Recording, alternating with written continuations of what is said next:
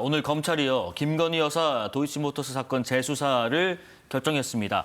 이 시점에 검찰이 김건희 여사 도이치모터스 사건 재수사에 나선 배경, 그리고 김건희 여사가 오는 30일에 열리는 국회 과방위 청문회에 심신쇠약을 이유로 출석하기 어렵다, 출석할 수 없다는 불출석 사유서를 냈는데, 이것이 이 향후의 어떤 재판을 고려한 포석인가 하는 해석도 나옵니다.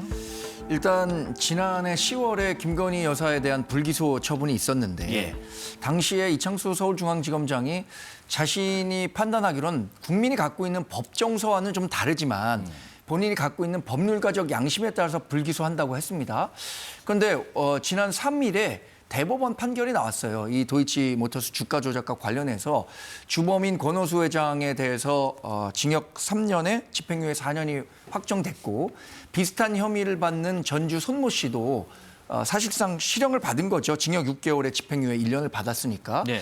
이 부분과 관련해서 검찰이 김건희 여사에 대해서도 재수사가 필요하다라고 판단한 것 같습니다.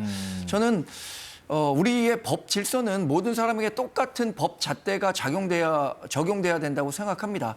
그러지 못한 측면 때문에 우리 윤석열 전 정부 시절에 상당한 비판을 받았었고, 이제 김건희 여사가 자연인으로 돌아온 이상 검찰의 수사에 적극적으로 응해야 한다, 이런 생각을 갖고 있습니다. 예.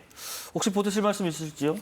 정상적인 검찰이라면 당연히 재기수사 결정이 나오는 게 맞고요. 당연한 결과였다. 예. 사실상 중앙지검에서 기소했어야 되죠. 공범들 실체 행위 양태가 동일했던 손모 씨에 대해서도 대법원에서 확정되지 않습니까?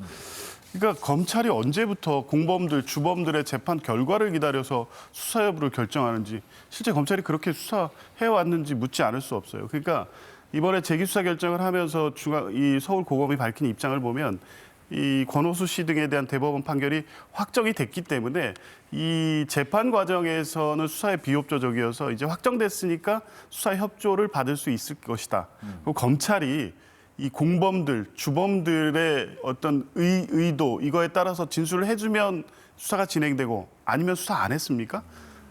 민주당이나 또 이재명 후보, 또 문재인 전 대통령 관련된 수사 한번 비교해 보십시오. 그러니까 김건희 여사라든가 현 정권에 대한 수사는 늘 이런 식이었습니다. 이제 문재인 전 대통령, 윤석열 전 대통령이 파면되고 이제 모든 수사가 진행이 되니까 어쩔 수 없이 한 결정이라고 보긴 하는데요.